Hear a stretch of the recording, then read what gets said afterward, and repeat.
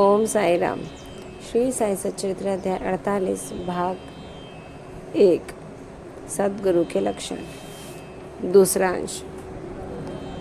हेमाड़बंद कहते हैं कि मुझे गत जन्मों के शुभ संस्कारों के परिणाम स्वरूप श्री साईं बाबा सदृश सद्गुरु के चरणों की प्राप्ति तथा उनके कृपा पात्र बनने का सौभाग्य प्राप्त हुआ। वे अपनी युवावस्था में चिलम के अतिरिक्त कुछ संग्रह ना किया करते थे। ना उनके बाल बच्चे तथा मित्र थे, ना घर बार था और ना उन्हें किसी प्रकार का आश्रय प्राप्त था। 18 वर्ष की अवस्था से ही उनका मनोनिग्रह बड़ा विलक्षण था। वे निर्भय होकर निर्जन स्थानों में विचरण करते एवं सदा आत्मलीन रहते थे। उनका कथन था कि मैं सदा भक्त के पराधीन रहता हूँ। जब वे शरीर में थे उस समय भक्तों ने जो अनुभव किए, उनके समाधिस्थ होने के पश्चात आज भी जो उनके शरणागत हो चुके हैं उन्हें उसी प्रकार अनुभव होते हैं। भक्तों को तो केवल इतना ही यथेष्ट है कि यदि वे अपने हृदय को भक्ति और विश्वास का दीपक बनाकर उसमें प्रेम की ज्योति प्रज्वलित करें तो ज्ञान ज्योति अर्थात आत्म साक्षात्कार स्वयं प्रकाशित हो उठेगी। प्रेम के अभाव में शुष्क ज्ञान व्यर्थ है। ऐसा ज्ञान किसी को भी लाभप्रद नहीं हो सकता। प्रेम के अभाव में संतोष नहीं होता।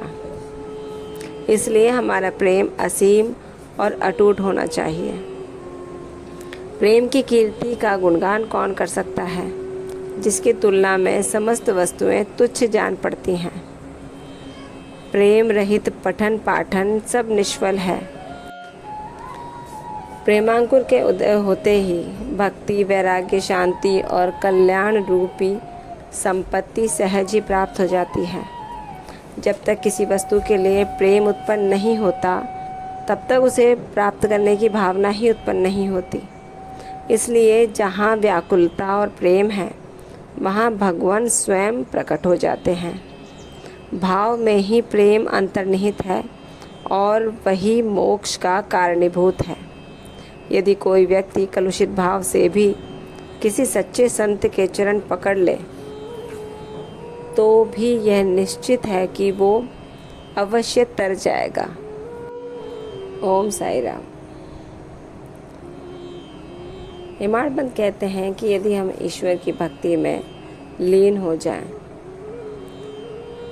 तो ईश्वर और सद्गुरु हमें अवश्य ही इस संसार के जीवन चक्र से हमें मुक्त कर देते हैं।